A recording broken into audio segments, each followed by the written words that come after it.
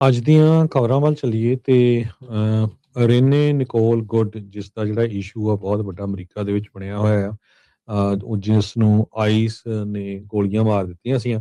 ਹੁਣ ਨਵਾਂ ਜਿਹੜਾ ਬੋਡੀ ਕੈਮ ਆ ਜੋ ਪਾਇਆ ਹੋਇਆ ਸੀ ਆਈਸ ਵਾਲਿਆਂ ਨੇ ਉਹ ਸਾਹਮਣੇ ਆਇਆ। ਉਹਦੇ ਵਿੱਚ ਉਹ ਬਿਲਕੁਲ ਕਹਿੰਦੀ ਸੁਣੀ ਗਈ ਆ ਵੀ I am not mad at you, ਵੀ ਮੈਨੂੰ ਤੇਰੇ ਤੇ ਕੋਈ ਗੁੱਸਾ ਨਹੀਂ ਹੈਗਾ।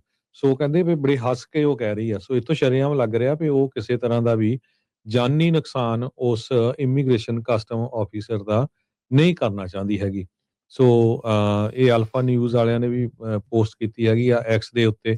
47 ਸੈਕਿੰਡ ਦੀ ਇਹ ਕਲਿੱਪ ਹੈਗੀ ਆ ਜੋ ਹੁਣ ਬਹੁਤ ਵਾਰ ਘੁੰਮ ਰਹੀ ਹੈਗੀ ਆ। ਜੇਡੀ ਵੈਂਸ ਨੇ ਤਾਂ ਸਿੱਧਾ ਹੀ ਕਹਿਤਾ ਸੀ ਵੀ ਉਹ ਮਾਰਨ ਦੀ ਕੋਸ਼ਿਸ਼ ਕਰਦੀ ਸੀ।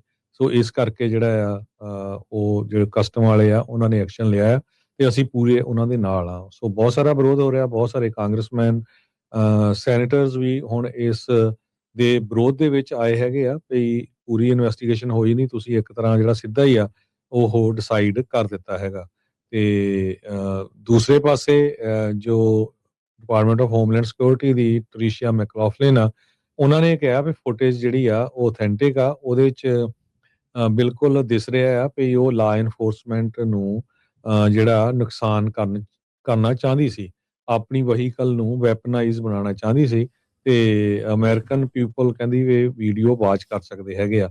ਪਰ ਜੋ ਰੇਨੇ ਦੇ ਹੱਕ 'ਚ ਆਏ ਆ ਉਹ ਕਹਿ ਰਹੇ ਆ ਵੀ ਉਹ ਇੱਕ ਬਹੁਤ ਵਧੀਆ ਇਨਸਾਨ ਸੀ, ਪੋਇਟ ਸੀ, ਰਾਈਟਰ ਸੀ, ਤੇ ਇਦਾਂ ਦਾ ਕਦੇ ਉਹ ਸੋਚ ਵੀ ਨਹੀਂ ਸਕਦੀ ਵੀ ਕਿਸੇ ਦਾ ਜਿਹੜਾ ਨੁਕਸਾਨ ਆ ਉਹ ਹੋ ਜਾਏ। ਸੋ ਹੁਣ ਇਹ ਵੱਡਾ ਇਸ਼ੂ ਬਣਿਆ ਆ ਟੋਟਲੀ ਜਿਹੜੇ ਆਪਾਂ ਕਹਿ ਸਕਦੇ ਹਾਂ ਵੀ ਲੋਕ ਡਿਵਾਈਡਡ ਹੈਗੇ ਆ। ਮੈਗਾ ਸਪੋਰਟਰਸ ਇਹ ਕਹਿ ਰਹੇ ਆ ਵੀ ਸਹੀ ਕੀਤਾ, ਜਿਹੜੇ ਦੂਸਰੇ ਪਾਸੇ ਆ ਉਹ ਕਹਿ ਰਹੇ ਆ ਵੀ ਨਹੀਂ ਇਹ ਧੱਕਾ ਕੀਤਾ ਗਿਆ ਹੈਗਾ। ਜੀ, ਬਿਲਕੁਲ ਹਰਜੋਤ ਸਿੰਘ ਜੀ, ਈਵਨ ਜਿਹੜੇ ਮੁਲਕ ਤੋਂ ਆਪਾਂ ਆਏ ਹਾਂ ਉੱਥੇ ਵੀ ਜਦੋਂ ਪ੍ਰੋਟੈਸਟ ਹੋ ਰਹੇ ਹੁੰਦੇ, ਚਾਹੇ ਜਿੱਦਾਂ ਦਾ ਵੀ ਕੋਈ ਵੀ ਪ੍ਰੋਟੈਸਟ ਹੋ ਰਿਹਾ ਹੋਵੇ, ਜਦੋਂ ਕੋਈ ਪੁਲਿਸ ਦੇ ਹੱਥੋਂ ਮਰ ਜਾਂਦਾ ਤਾਂ ਫਿਰ ਦੁਹਾਈ ਜਿਹੜੀ ਉਸ ਚੀਜ਼ ਦੀ ਕਾਫੀ ਜ਼ਿਆਦਾ ਪੈਂਦੀ ਹੁੰਦੀ ਆ। ਅਕਸਰ ਜਿਹੜਾ ਰਿਸਪੋਂਸੀਬਲ ਆ, ਜਿਹਨੇ ਲਾ ਇਨਫੋਰਸ ਕਰਨਾ, ਉਹਦੇ ਤੇ ਮੋਢਿਆਂ ਤੇ ਜ਼ਿਆਦਾ ਕਹਿੰਦੇ ਜ਼ਿੰਮੇਵਾਰੀ ਜਿਹੜੀ ਉਹ ਰਹਿੰਦੀ ਆ। ਪਰ ਕਿਉਂਕਿ ਹੁਣ ਪੋਲੀਟੀਕਲ ਸਪੈਕਟਰਮ ਇਦਾਂ ਦਾ ਬਣਿਆ ਪਿਆ ਹੈ, ਮਾਹੌਲ ਇਦਾਂ ਦਾ ਬਣਿਆ ਪਿਆ ਹੈ, ਜਿਸ ਕਰਕੇ ਇਸ ਮਸਲੇ ਦੇ ਉੱਤੇ ਲੋਕ ਜਿਹੜੇ ਉਹ ਡਿਵਾਈਡਡ ਹੀ ਨਜ਼ਰ ਜਿਹੜੇ ਆ ਰਹੇ ਨੇ।